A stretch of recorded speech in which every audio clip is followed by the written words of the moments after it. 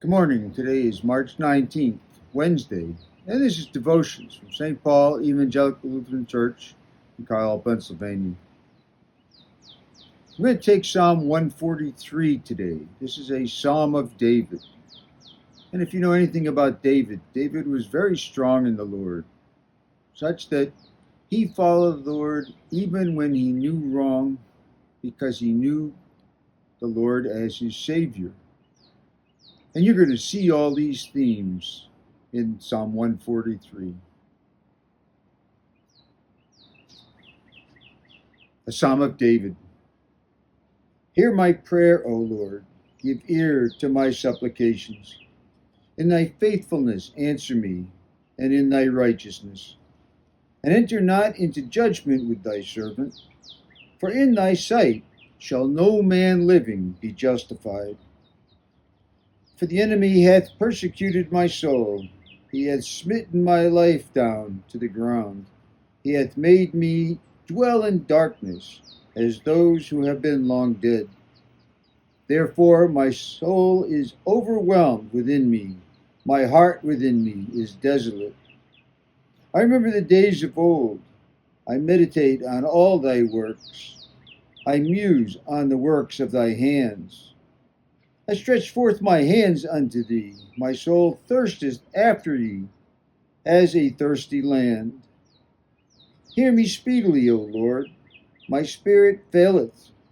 Hide not thy face from me, lest I be like them that go down into the pit.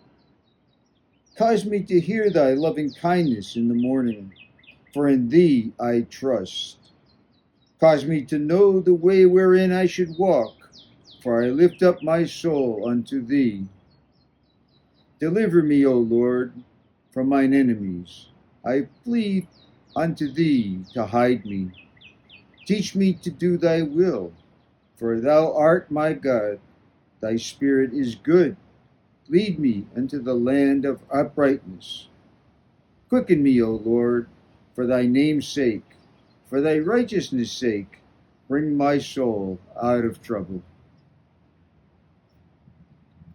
This is the King James Version because I'm traveling, but this is David. And there's 3 or 4 things that I think are really important in this passage, in this Psalm 143. First, David cries to the Lord, prays to him, and says, I am desolate. My soul is in turmoil. He's not afraid to tell God when he doesn't feel right with him, when things are going wrong. And in this case, when somebody's pursuing him. Now, it's interesting that if you follow when David was pursued, first by Saul and then by his son Absalom, he vowed that he would not hurt either one of them, but that he would run away and act the coward and ask God to protect him, but he would not harm those who were chasing him.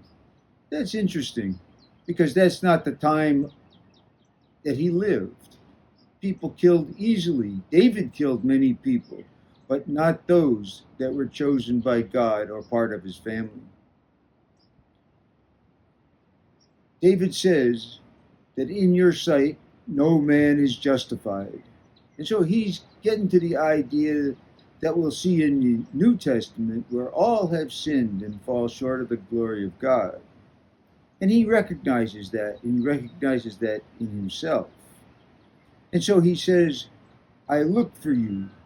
And he says, I see the things that you do. I muse on the works of your hands. He sees God in nature and in the way that God deals with him personally. I think that's a good lesson for us. God is all around us all the time. We just have to open our eyes and look at that. I like the part where David says, I look for you in your loving kindness every morning. Every morning. I guess I can relate to that because I'm kind of a morning person and I like to do my devotions first thing. But every one of us needs to find a time every day to talk to God, and particularly to listen to God. And I think the Bible is probably the best source, and David's Psalms are certainly a good place to get inspiration for that. I think this one is there. And finally, David says in at least two places, "You are my God in whom I trust." What a bold statement. What a magnificent statement of faith.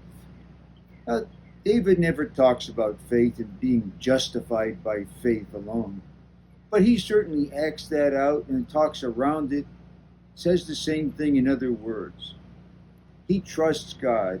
He trusts God so much that he won't do things on his own behalf, but will wait for God to take care of him, to save him, to hide him from his enemies, and eventually to make things right again. And in the end, that happened, both with Saul, who was chasing him, and with his son Absalom.